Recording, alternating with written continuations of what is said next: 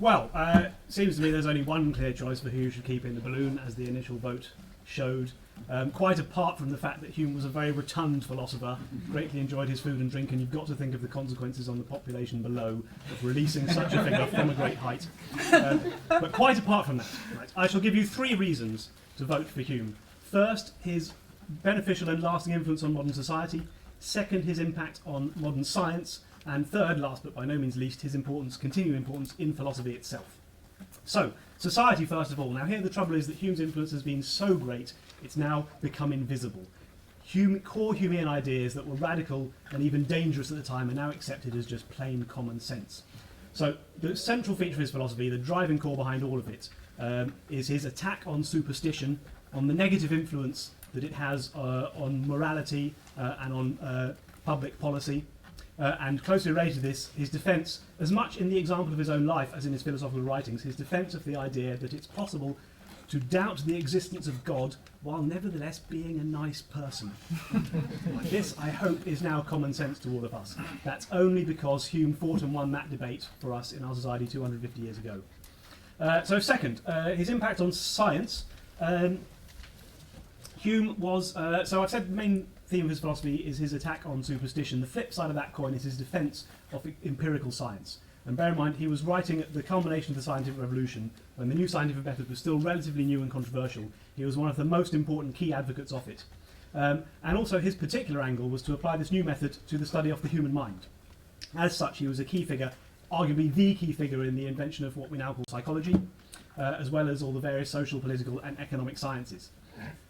Now, the key part of his new science of the mind is the simple belief, again now regarded as just plain common sense, the simple belief that human nature is continuous with the rest of the animal kingdom, that we are essentially just unusually clever animals and not special semi-divine creatures uniquely made in the image of God. So it should come as no surprise to learn that Charles Darwin cites Hume as the most significant influence on his development of the theory of evolution. As if that were not enough, a later scientist, you may or may not have heard of him, Albert Einstein, he wrote that it was reading Hume's philosophy of space and time that first led him to question the absolute character of time shortly before he discovered relativity theory. I rest my case. Finally, his continuing importance in philosophy. Now this one really is a no-brainer. By way of illustration, okay, so the general philosophy syllabus here at Oxford, and this is characteristic of any English-speaking university across the globe, at a conservative estimate, it's about 30% on Hume or topics that can be answered with reference to Hume. So to be clear, what that means is you can pass the first year exam knowing only about Hume. First year general philosophy. The final year general philosophy exam you can know knowing only about Hume and maybe one other topic, which you may or may not need depending on the exam. In contrast, I did a little bit of research before this evening. These papers between them contain exactly no questions on Aristotle. Not one on Socrates, 0 on Adam Smith and Nietzsche, and I forget, oh yes, that's right, none on Heidegger. So look, these other thinkers, absolutely undeniably great and undeniably interesting though they were, they're studied these days only by specialists. But the questions Hume discusses on causation, induction, the external world, space and time, free will and determinism, the nature of morality, belief in God, these are the fundamental philosophical questions today, and Hume's answers remain serious contenders. Yes, so I think that was it. I haven't had the five-minute ding yet, so I think I'm okay. If that's to sum up, then you should vote for Hume. Keep him in the balloon because of his influence on society, on science, and of course on philosophy itself. And in case that does not convince you, I've prepared a little something extra. You should vote for Hume because if you do, I will sing the second part of this song.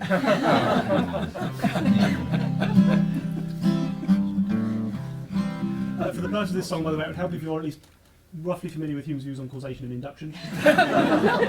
Those of you who aren't, please listen carefully, there will be a short test at the end.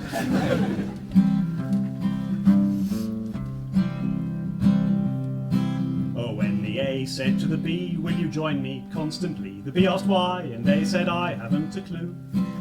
You'd think there'd be a reason, but it's beyond the bounds of reason to explain. It's just what all the others do.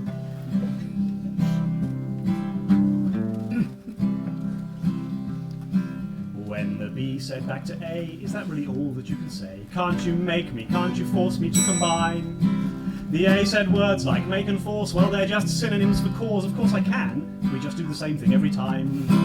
Oh well, the B was not convinced, he went, that's really most implausible. It can't be just coincidence, there must be something more. When A's cause B's you surely see, they do so necessarily.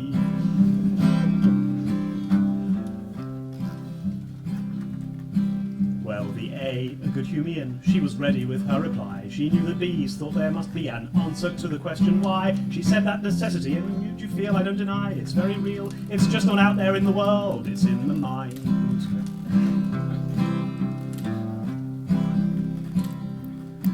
Now A's and B's aren't human beings, they are only inanimate things. They don't have plans, they don't have feelings. Don't forget, of course, none of them sings. It's natural to personify, but that way only errors lie. Philosophizing's hard, please try obscure ideas to clarify, and don't confuse what's out there for what's only in your head.